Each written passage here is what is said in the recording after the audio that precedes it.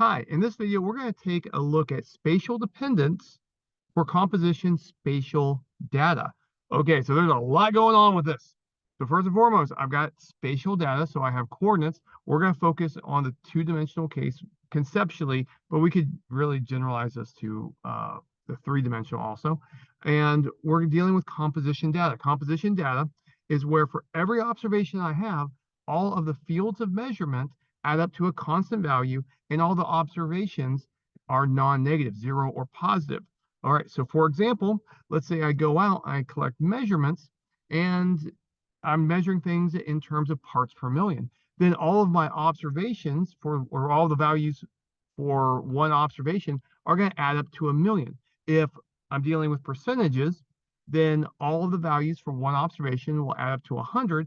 And if I've got the fraction total, all of the values added up together will equal 1. And all the values are 0 or positive. Typically, we like to see positive numbers because of the logarithm transforms that we do.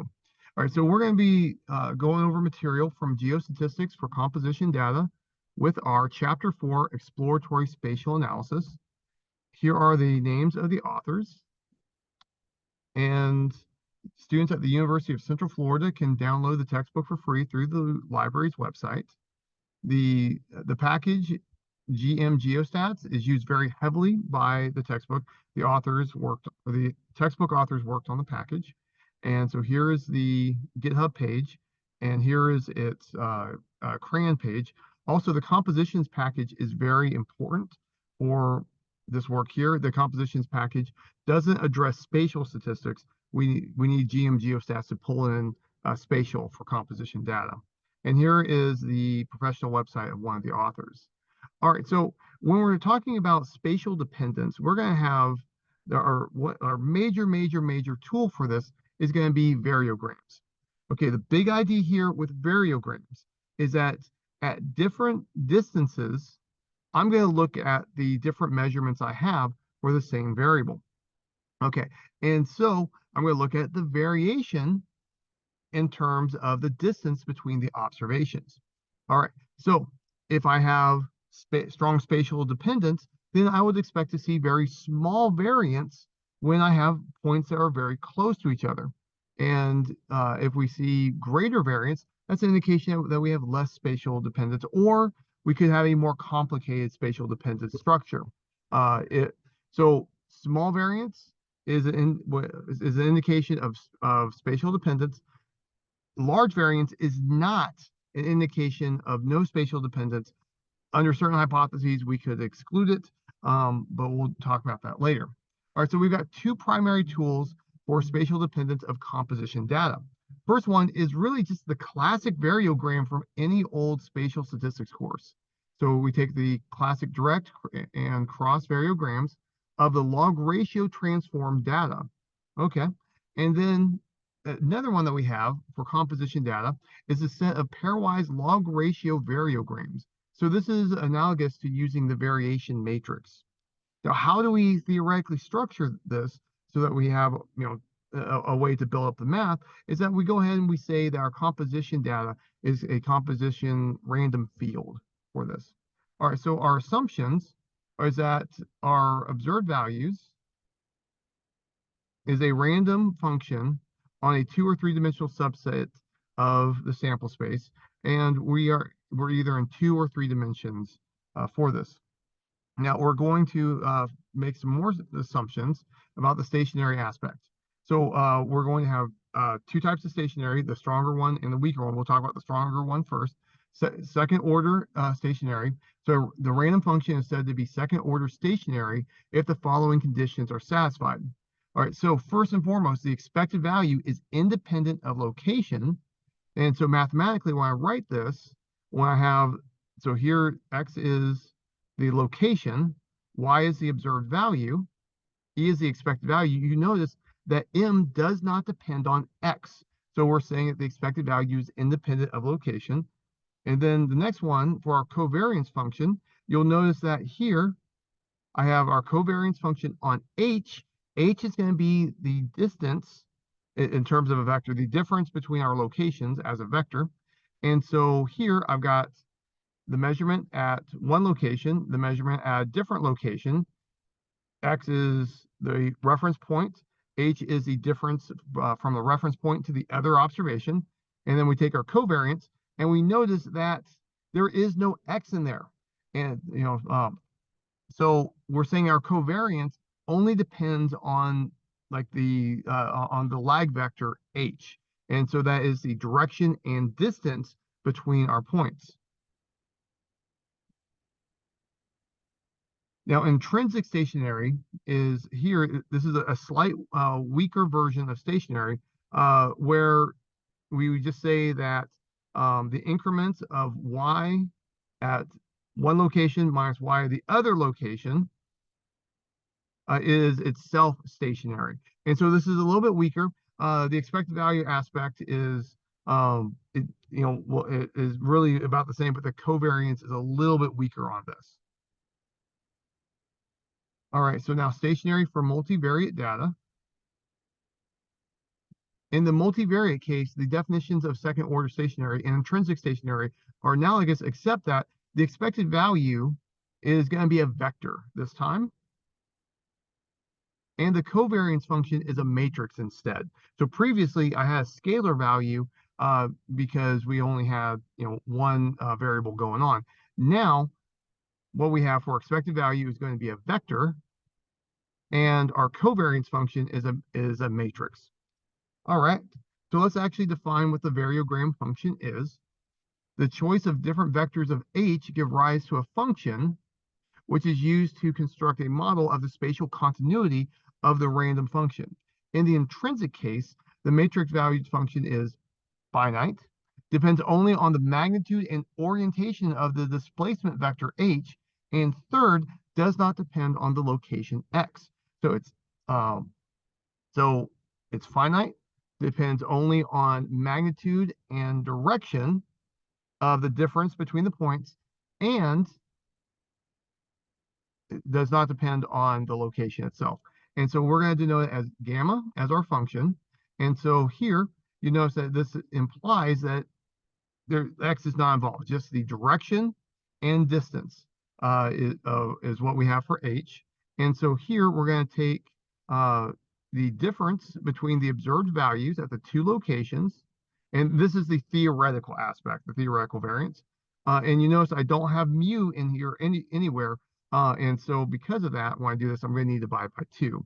And so we're saying that we're under the assumptions that we've already made about the stationary aspect, is that the X is not part of the actual output. If I was to sit down and do the pencil and paper mathematics and work out this right-hand side of the variance, X would cancel out.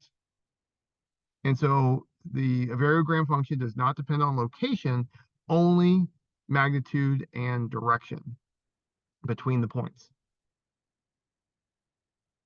And so if the intrinsic stationary hypothesis is satisfied, then this gamma function exists and is called a variogram function. All right, so that's a theoretical variogram. Let's start talking about the actual variogram that we're going to be using with real life data. So the theoretical variogram gives us like a framework to understand, like, when is it reasonable to use this? What does it take for this to be a reliable structure? And what can we theoretically pull out of our data further? Now let's actually talk about using real data. The empirical counterpart of the variogram function is defined based on our spatial sample. And so here, once again, the x of I is the location. So x is the location, I indicates which observation it is in our sampling. And the empirical version of the covariance function, either univariate or multivariate, honestly isn't available most of the time. Typically, if I actually know the covariance function, I probably am not doing statistics because I theoretically know so much of what's going on. Now, assuming that each location, every component of the vector value regionalized vector was observed, there's no missing values, there's no issues with non-measured variables, there's no issues with below detection limits, etc. Then for a given lag distance h sub k, the experimental variogram is going to look something very similar to what we work with in other, covariance matrix formats. And so I'm going to take the difference between the observations and realize that this is a vector. And I take the difference here, multiply by the transpose. So realize that, vectors normally are up and down. Transpose is going to be like this. So this is going to be a matrix. It's going to be a square matrix corresponding to the number of variables that I'm measuring. And here, when I do this, when I have this h sub k within a certain range, I'm saying, hey, I'm only doing the subtraction aspect that is within a reasonable range close to it. And then I do the summation, and then I just divide by the number of observations to effectively take the average of these subtraction and transpose products. And so this n is the number of pairs separated by the lag vector h sub k. So this is the number of add-ins in the summation. So this is acting much like this is like averaging it out. Lag vectors are usually taken as multiples of a lag vector that is based on a nearest neighbor separation. That is to say, usually we go on a grid aspect, that we have a constant distance between the points, and that's what this is saying. And h sub 1 is a vector whose length reflects a specific nearest neighbor distance. So this is saying that we have the same, roughly speaking, we have the same distance every single time. All right, so now let's talk about some practical aspects. Geostatisticians typically describe the empirical variograms with the help of 4 conceptual parameters: the sill, the range, the nugget, and isotropy. Okay, so the sill, this is the plateau value for long lags. And so what this is saying, this is like the asymptotic limit of the variance that I'll observe in my variogram as the sampled points get farther and farther apart from each other. And then, so this is kind of like the upper bound on the variance. Now the lag, this is where we see the sill. So this is how long does it take to get, practically speaking, close to that limit that we have for the upper bound of the variance. Now the nugget, this is the limiting value of the variogram at lag 0. So what this is, the nugget is, if I take 2 really close points together, the nugget is the amount of variation I expect to see between 2 points that are very, very, very close together when I sample.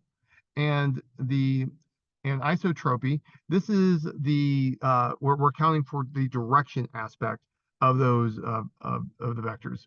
All right, so most variograms approximate a plateau for very long lags, and so this value is called the variogram sill, the minimum spatial dependence for long ranges.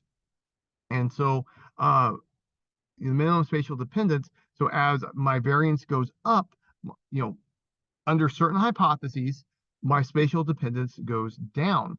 And so when I get to when the variance is close to the sill, we've reached the minimal spatial dependence that we can have between our sample. The lag at which the sill is achieved is called the range of the variogram, and the range of the variogram may or may not approach 0 for small lags. In this case, the limiting value of the variogram is called the nugget. The nugget is the variance of what I would expect to see for 2 points that are sampled very close together, but not exactly the same points. A nugget greater than 0 indicates that very close points do not have perfect spatial dependence. It is important to consider the behavior of the variogram around the origin and at long distances. And so we'll consider both ends of the plot. The behavior at the origin can always be approximated by a curve h to the power of alpha on the lag distance. And so h is that constant distance aspect, and alpha is on the 0 to 2 interval. As alpha goes to 0, the variogram becomes discontinuous, leading to the nugget effect. As alpha goes to 2, the variogram is going to become parabolic, as the origin indicates a very smooth random function. And for alpha approximately equal to 1, the variogram is linear at the origin, which implies that the random function is continuous but not necessarily differentiable. At long distances, the variogram can stable around the sill. It can oscillate around the sill with a periodic aspect, or it can grow towards infinity in a way that is proportional to that h to the power of alpha. In the growth case, a parabolic behavior indicates the presence of a spatial trend. So we're going to be looking for a trend that looks like, h to the power of alpha, where h is the norm of our step distance. To explore the spatial continuity in the Windharling data set, first we're going to find a suitable lag spacing for computing the variogram. And so to do this, we're going to generate a histogram of the sample separations. All right, since the spatial extent is in the east-west direction, and that's 440 meters, and in the north-south direction, it's 60 meters, 125 classes will be used for histogram distances. This is the author of the textbook making these choices, by the way. All right, so here I'm taking a look at the range of distances between data points, and I'm converting it over to a matrix just so I can make it a little bit more, consistent. And so here we can just kind of see what have we got, so we can get an idea of what's average. And so, here, we see a mean of 0.05, and we see a median of about 0.04. All right, so now, whenever I'm dealing with a distance, the distance between a point itself is 0. That doesn't help me at all when I'm dealing with, we're trying to figure out, distinct points. So I'm going to just impose NAs on the diagonal. All right, so, let's go ahead and, take a look at what do we get when I take out all the diagonals of 0. We can see that the mean now is 0.003, so, or 0.004, and the median is 0.002. And let's take a look at the range in the east-west direction of our data set. And so we can see that it's from negative 235 to 205. In the north-south direction, we see that we have 15.5 to 122.2.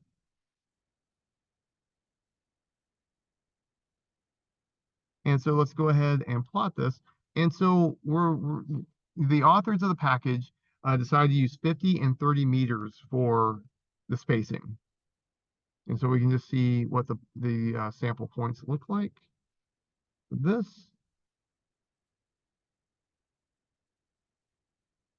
And this is the original data. This is where if I plot it on a map, what does the actual data points look like? All right, now something I like to do when I'm trying to just this is not part of the textbook. This is something that I did. I took the components and I did principal component analysis to just to see like how strongly is it like east, west, north, south. And so if I do this and I do so I've got two components for my coordinates, north, south, and east, west. I've got longitude and latitude, and so they're perpendicular to each other. If I do principal component analysis, the directions are going to stay perpendicular because I only have two directions that they're going to stay parallel to the plane, and I can see how much do the coordinates actually like match north, south, east, west. All right, so I see that the east direction is almost the entire first principal component. The north-south direction is almost the entire second principal component. All right, this indicates that it's not perfectly parallel, but it's really close, and it's going to be a lot easier to interpret if I just use my first baseline direction as east-west, as longitude, and I use my second direction for reference as north-south, even though it's not the perfect coordinate system for the data points on the ground. All right, so now the GStat package offers some simple ways of computing raw variograms. As a first step, a data container for the spatial data needs to be created. This function to do so is called the gstat function, which is the namesake of the package. The data container gstat must be given a name for the ID variable, which is the variable being analyzed, the data itself. So that ID is just a character string. And then we also have to have a formula and location in there. And so formula, the formula and locations identifying the variables to identify, and the locations, this is the variables to take as spatial coordinates. All names of variables occurring in each of these formulas must exist in the data set provided, which should go without saying. All right, so just to break that down, here is the ID. Here I'm saying the formula is just, iron just depends on, it just depends on the mean. And here I've got my data, and here I'm indicating which columns in my data correspond to coordinates. All right, and so now that I've got my GStat object, I can pass it to the variogram. And now let's go ahead and plot the variogram. Okay, so here, this is the lag distance between two observations. And here we see what is that average variation between the 2 points at the given distance. And we'll notice that this kind of like bumps up and down. This might have a periodic aspect, and it looks like it's going towards a flatter value. So it's going toward itself. Now here it's not, not going perfectly to 0. So maybe I have a nugget effect. I don't know quite yet. We'll keep on working through this. Now, other arguments that we can, pass to the variogram function is the cutoff. This is the total separation distance up to which the experimental direction cross variograms are to be computed. At a certain point, don't worry about them being this far apart. The width is the lag width, and the alpha for directional variograms in two-dimensional problems. The reference direction of the plane needs to be specified with this argument. Now, if I'm in 3 dimensions, I have alpha and beta, so I'm using 2 parameters. If I've got a 2-dimensional problem, I can use alpha. If I've got a 3-dimensional problem, I can use alpha and beta. Now, these arguments are optional. All right, so now let's talk about some things specific to composition data. So we want to talk about the coordinate variograph. All right, the composition data variogram is the variogram applied to the log ratio transform data. Okay, so we're going to do our log ratio transform data and then proceed with the tools we just talked about for the variogram. Population variograms for composition data can be derived from their coordinate representation and are referred to as coordinate variograms. All right, so here, this z of x is a compositional random function. That's our theoretical structure of what's going on. Here is our actual observed data. So x is the location, z is the observed values.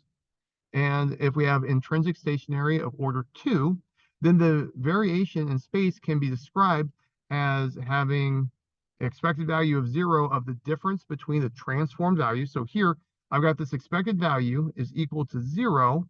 On the inside, I have the log ratio transform of my composition data at one location. I have the log ratio transform of the composition data at the reference point, and we see that we have an expected value of 0. So just like what we said before, expected value of 0 or constant expected value with respect to location, we're doing that too, but we're applying it to the log ratio transform of our composition data. Now, we're going to do exactly the same game when we talk about the variance covariance. And so here, I've got the log ratio transformation of the data at this point and the log ratio transform data at the other point. And the variation of the difference does not depend on the location. It depends on the distance and direction between the 2 points. And so just like what we did before, we're going to play this exact same game of how do we compute our estimate of variance. Well, I'm just going to take, the difference of the transformed values. Remember, this is a vector. I'm going to multiply by its transpose. And so I'm going to get an n by n matrix. and then I'm going to take the average. The magnitude of the lag vectors depend on the data and need to be determined for the sample separation and the spatial extent of the study region. Both Geostats and GStat provide tools for working with multivariate data, and in particular with compositions. The GStat package requires the transformation of the composition to log ratio scores and then creation of a GStat object by manually adding layers of information to it. And so here, let's show an example. So here I'm going to do the additive log ratio transformation on my subcomposition of the Wind-Darling data set. So the Wind-Darling data set is my data. I'm looking at a subset of the variables, and I've adjusted to make this into a composition. All right, and so I'm doing the additive log ratio transform. And so here I'm saying for this, the log ratio transform depends on the constant value. So I have no other variables involved. And so now here I've got the coordinates going on, and I've got the log ratio transform data, and I'm going off of my east-west coordinate, my north-south coordinates. All right, so now here I've got the GStat object built up. Now I'm going to pass this to GStat once again.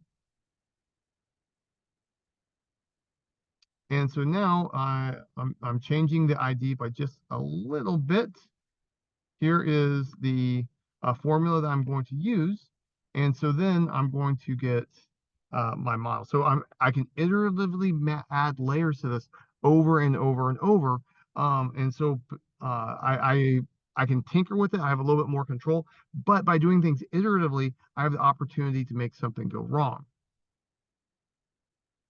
Instead, the Geostats package will do things easier for us, and that they'll just work out all the details of doing multiple.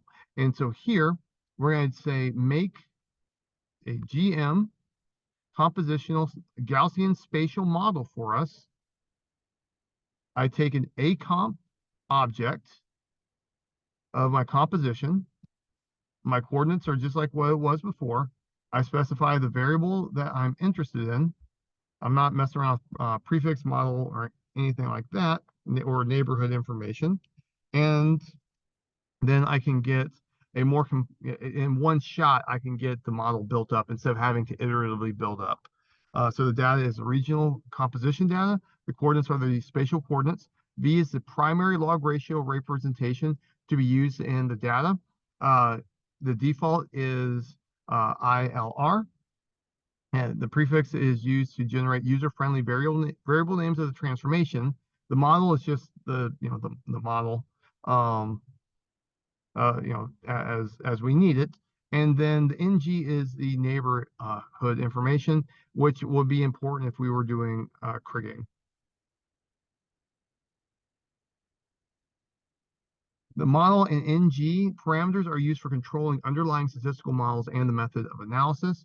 We can easily convert objects from the Geostats package to GStats by just using the asGstat function, and boom, it will go through and convert it over very nice for us. Now we can compute the variogram with either object using Variograms. So here, what we're doing is I'm going to compute the variogram in two different ways. All right, so I've got the GStat way, and I've got the Geostats way.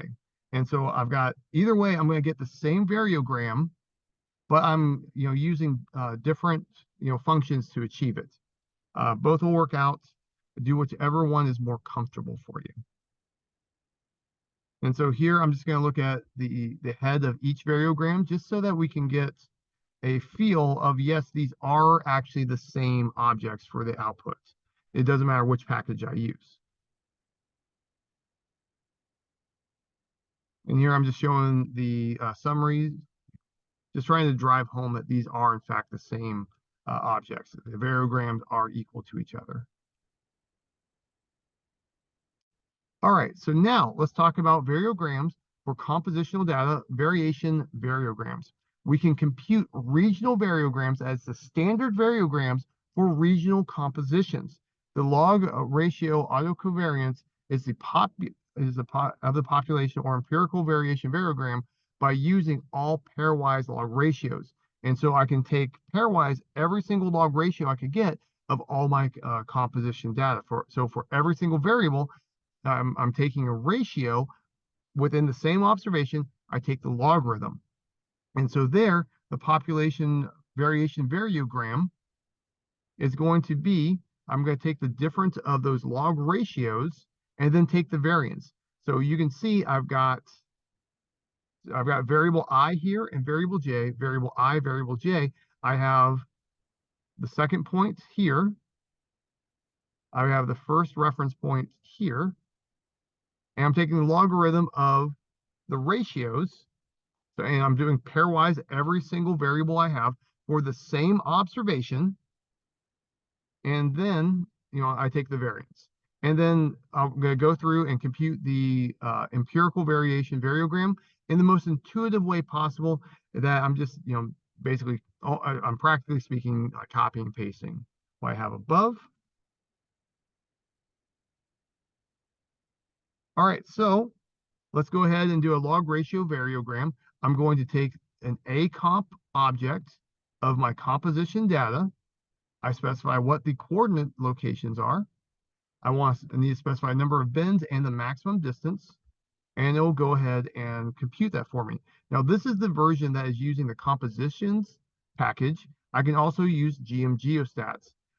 Each row or column of the variation variogram plot represents the variogram in additive log ratio coordinates relative to the corresponding elements indicating on the main diagonal. Lots of words there. So let's go ahead and plot this one. This is the composition version of it. And here we can see when I take a ratio between, iron and Al2O3, this is my variogram. When I take iron and SiO2, here's my variogram. Fe and Mn, here's my variogram. And, we can go in individually and check this out. And so notice that, things usually most of the time, things are flattening out, pretty well. That's an indication that I have a SIL, a maximum variation aspect. And also notice that, when I get close to zero distance, I don't actually get to see zero for the variation. So it looks like we probably have the nugget effect, coming to bear in this. Now let's look at exactly the same thing, but now we're using GM Geostats to get this. All right, so we want to set the maximum distance for computing the variogram to the least value where the plot flattens out. So basically, once I hit the SIL, once I've got, practically speaking, up to that asymptotic value, there's no point to keep on drawing the plot. I want to hit that point, and then boom, don't worry about the rest. Because, potentially we could take the distance from a location to the other side of the Earth, but, if we reach that asymptotic part, the model would be that it's just a flat line. And so there would be no point to keep going. So I want to go up to what we call the range, maybe a little bit further, and then stop. And that way I can zoom in on the rest of the variogram. From the experimental semi-variograms of the pairwise log ratios, it's clear that most pairs reach their SIL at a range between 20 and 50 meters. It therefore makes sense to recalculate the variation variogram for the overall distance. All right, so what the author is saying is, we looked at these plots. We go, well, it looks like I don't need to go as far out. It looks like 50 is fine for almost all of these. So let's go ahead and just take it out to 50 and not worry about the longer ranges. So now I'm going to repeat my code, but now the max distance is going to be 50 every single time. And so this enables me to zoom in on the variograms better because I'm trimming the x-axis aspect. I'm zooming in terms of the x-axis. So here's the Geostats way of getting the plots. All right, so now let's talk about the relationships between structural functions. There are several variations of variograms and covariance functions for log ratio transform composition data. Tons of ways that we can go about this. The approach here will be to consider the general full rank log ratio transformation. So let's go ahead and assume that we have intrinsic stationary of order 2. So I've got that, expected value does not depend on location, that the variation of the transformed values does not depend on location, but only on direction and distance. Here, y is going to be the transformed version of our data. So that's going to be the logarithm of our actual observations. And then we're going to be hitting it with a matrix. So y is the variogram of the transformed composition data. Z is our actual composition data. And what we're going to do is, we're going to have an inverse operation that, so I'm taking the inverse operation on this y. So the connection between z and y is that I take the exponential of y, multiply by the appropriate matrix, and I reclose what's going on. Remember that z needs to be a composition. If I don't rescale what's going on, I probably won't actually have a composition when I'm all done. All right, so for a given log ratio transformation, its variogram and covariance functions satisfy these properties, that C of 0 minus 1/2 times the sum of the value for two different points moving away in opposite directions is equal to our gamma of h. C of h is equal to C of negative h, and correspondingly from the we can just plug in these two equations to get this third one. The covariance functions of variograms and covariance functions expressed in arbitrary full rank log ratio representation are linked to those of the centered log ratio compositions by these four equations. So here we've got our equations. So notice that there are four equations in here, and I'm presenting it the way the authors did to make things as parallel as possible. These expressions simplify in the case of an isometric log ratio transformation, where the subscript C and I relate to the centered log ratio transform and the isometric log ratio transforms respectively. All right, so here, if I'm only worried about, if this is the centered log ratio transform and this is the isometric log ratio transform, we have these four formulas coming to bear. And so here you see that the isometric is on the left, centered is on the right, centered is on the left, isometric is on the right. And so this is for that C function. Now, if I'm talking about the variogram gamma, here I've got isometric on the left, centered on the right, centered on the left, isometric on the right. And so we have a nice relationship to work with. The log ratio variogram and the variation variogram are related by these formulas. There is an inverse relationship between the variation variogram and the centered log ratio transformation variograms. And so here, this is the the one matrix times the diagonal of this gamma for the centered version plus the diagonal, and the multiplication is on the other side minus 2 times the gamma function on h. Unfortunately, no direct general transformation exists for the other log ratio covariances, but we can use the equations above to convert a transformation to a centered log ratio and then convert to a variation variogram. And so here, what this is saying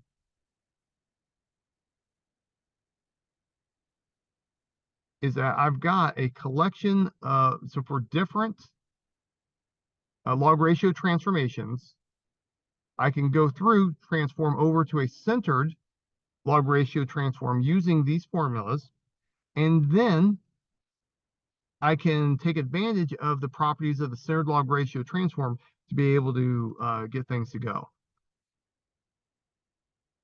These equations give us an equivalence between variation variograms and any coordinate variogram matrix.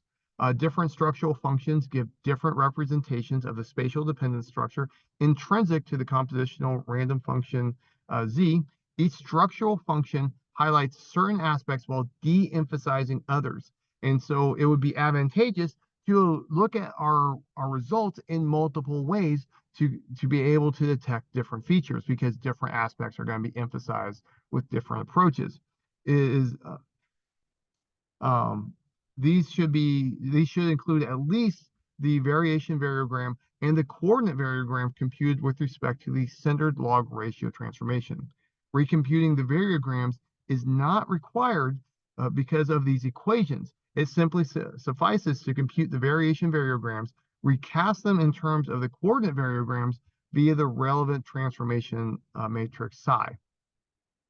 All right, so I mean, that's a lot of words, a lot of math, but for us, GM Geostats makes this easy peasy lemon squeezy.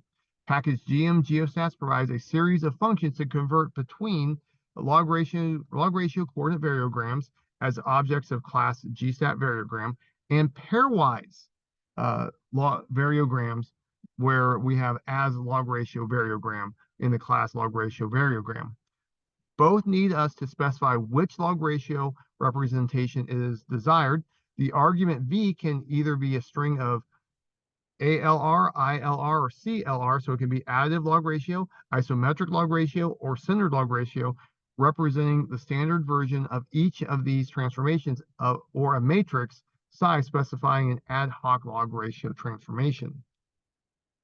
No specific functions are available to deal with covariance functions, as these are rarely available in practical applications. And so here we can just go through and let's hit it with ALR, additive log ratio, and we can plot it. And so now we can see what we've got.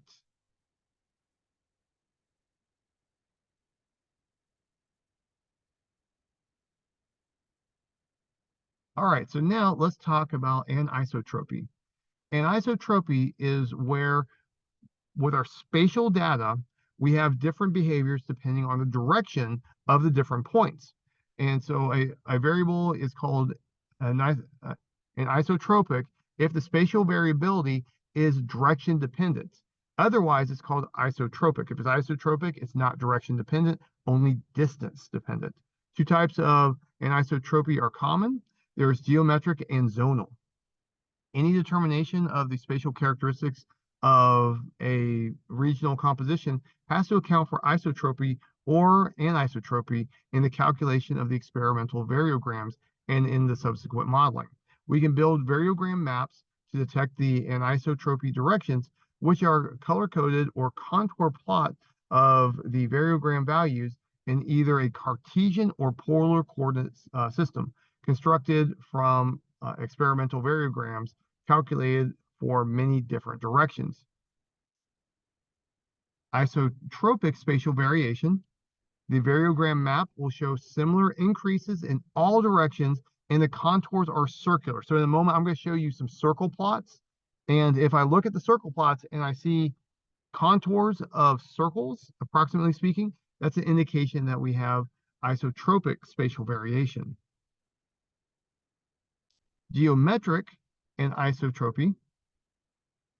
The contours are elliptical, and the direction of greatest continuity is in the direction of the major axis of the ellipse. And so in this situation, in my circle plot that I'm about to look at, if I see an ellipse going through, then that major axis gives me an indication of the direction of greatest continuity. Now, the next one is zonal anisotropy. The variogram map shows banding, and the sill of the variogram depends on the direction. So the sill of the variogram depends on the direction. That's the punchline here. The direction of greatest continuity is parallel to the banding. To decide whether or not there is evidence of anisotropy, experimental variation variograms are computed in a variety of directions and then collated to form a variation variogram map. And so here, let's take a look. And so we're going to use, log ratio variogram. And I'm going to use the image function to visualize it. All right, and so one thing I'm going to be looking for is, do I see circle contours? So that would mean I would have constant colors for a given radius away from the center. If I see a more of an elliptical shape, that's an indication that I have geometric anisotropy. All right, so here, yeah, so just to review that, geometric anisotropy are where we have are indicated when we have elliptical contours, and then we're going to be looking in the direction of the major axis. All right, so when I look here, check out this here. Well, that kind of looks like an ellipse to me. Man, not strong, but maybe something's going on. You can see that we got strong red here. So simultaneously, I look at this, but then I see something going on there. This one looks a little bit more circular to me, stronger direction here. I feel like there's something going on. So like the strong red kind of indicates that maybe there could be something here, but it seems more solid in the middle around there. So, don't know exactly how it's going to work out. Look at that. That might be an ellipse. And, and it doesn't have to be exactly, this is, real life data. Things are not going to work out exactly how we want it to. The majority of pairwise log ratio variogram suggests greater continuity in the east-west direction. You'll notice that most of the time, that solid dark blue in there is going east-west rather than the north-south direction. The elliptical contour suggests that the anisotropy is geometric. This is confirmed by a plot of the experimental semi-variograms in the direction of azimuth 0, azimuth 90. All right, and so here we just have our two plots.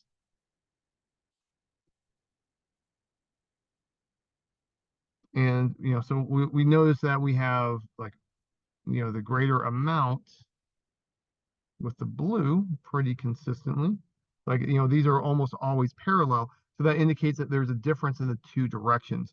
That, since we consistently see a shift, that means that 90 and 0 degrees, in terms of on a compass, we see a difference in the variation. The upper plots of the directional experimental variation variograms share the same vertical scale, so the height of the variograms indicate which pairwise log ratios are more variable. So from this, the iron and residual, iron and P and residual, and Al2O3, SiO2 show very low silts, suggesting that these three variables are quite constant. There's also a difference between the anisotropies in the east and west benches that likely reflect the strikes of the benches. So here, what they're saying is that the authors looked at the data for, hey, let's take the east part of the data, let's take the west part of the data, and hey, how do things look? Whether the difference is relevant or not depends on the goal of the study and the scale of the interpolations. For example, a creating with a small neighborhood, it might suffice to focus on short distances where this difference really isn't meaningful. All right, and so here I'm using only the west part of the data. So here, basically this is not east, therefore it's west is how the logic works out. And we can go through and start picking out differences than if we, scroll down to here. And so we do see a difference between, the east and the west portions of the data.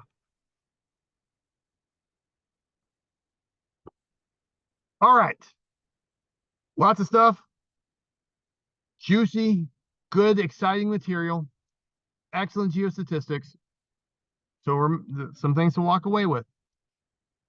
In our variogram, if I see small variance, that means greater spatial dependence. That's how we use the variogram to evaluate spatial dependence. The variogram, super close points don't have to have zero variance. If I don't have zero variance for very close points, or practically zero, super close, then that is called the nugget. The sill is where do we see our variation stabilize as we get super far apart in our points. The range is the minimum value that I need to go out to reach that flattened out variogram. How we approach composition data is that we don't work with composition data directly in the variogram. We work with the log ratio transformed version. And with the log ratio transformed versions of data, we can convert between different versions or different transformations as needed. All right, well, that's all I've got for you. Life is short. Do math.